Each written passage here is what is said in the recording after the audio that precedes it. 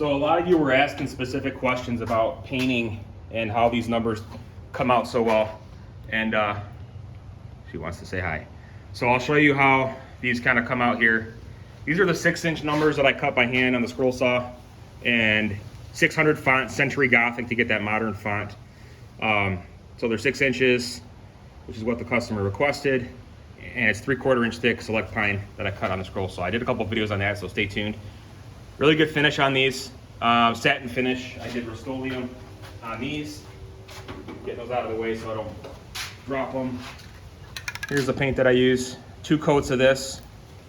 First process, what I do is after I cut these with the scroll saw, okay, first I sand it. After I cut it, I sand it down really good, and then I prime it really well with the. I'm using the filler primer. This stuff works really well. You can sand it, dry sand it after about 2 to 4 hours. I usually let it sit. I do a couple heavy coats of this, and then let it sit for about 24 hours. So I let it sit for 24 hours.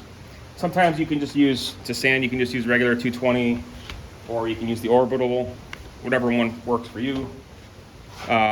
Either or, I guess. And then I have 2 boards here. One is typically my primer board, and then a lot of times I'll just put, paint on it. So like this, or a piece of painter's tape, just so it doesn't fly around or move around when I'm, manipulating it to hit different angles. Otherwise it could fall and ruin your piece, which I've done several times. Sometimes I still never learn my lesson.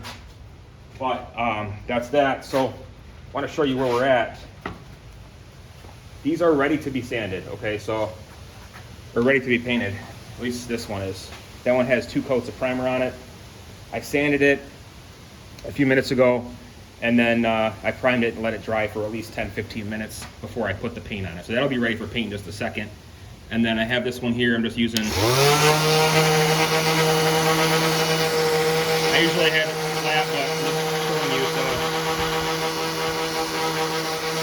now don't worry if you see how you can still see some of the primer in some spots you can't. That's not really a big deal.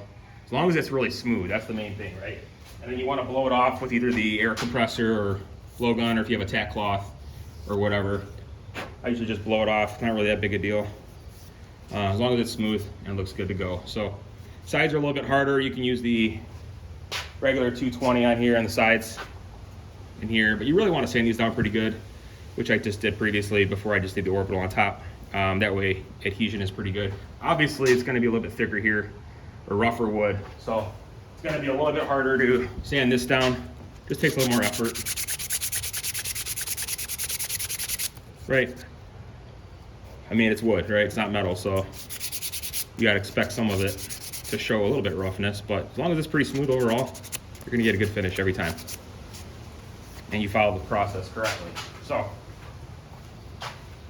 this one is ready for paint, okay? And I'm gonna paint it on the blackboard. This one will be ready for primer.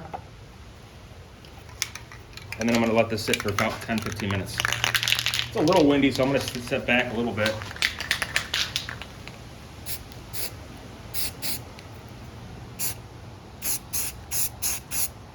I always get the sides, get it from different angles first.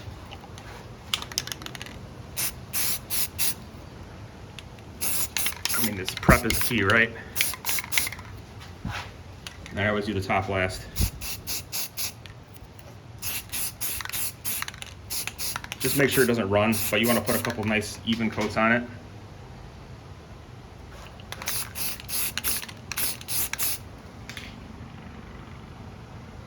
It's hard to do this because I can't really see directly at it, but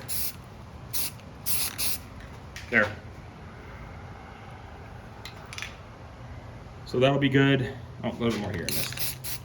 Let that sit for a few minutes, probably 15 minutes. You can wait, you can do a 1 light coat and then come back a few minutes, but I find if you do it that way, I don't really have too many problems with it. So now I'm ready to paint. So what I typically do, and I can get this 7 out of the way. I didn't start this one, I just did a coat of primer on this. So this has been sitting for, I don't know, 30 hours or so. I don't like to do too many on one because I find that if you put too many on here at one time, it's going to drop off, or you're going to overspray on it. So I try to keep it simple, really take my time with it. Sometimes it can be kind of an annoying process, but if you really want a good process and you want a nice finish, you got to follow the steps to do it right. So now this is ready for paint. Okay, so I took this up a few minutes ago, and then I got it taped down so that way when I flip it and move it around, it's not going to fall over. So what I like to do, I like to start on the sides, like I said.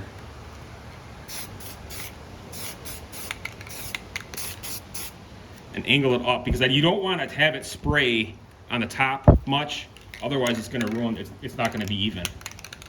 So I try to angle it up like this.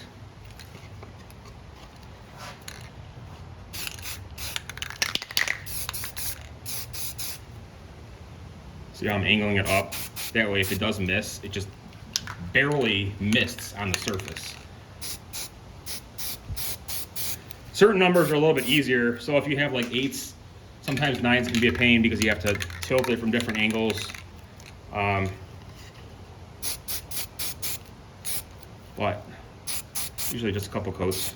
Don't be scared to go heavy on it on the sides, just not too heavy to where you're getting too much on the top, right?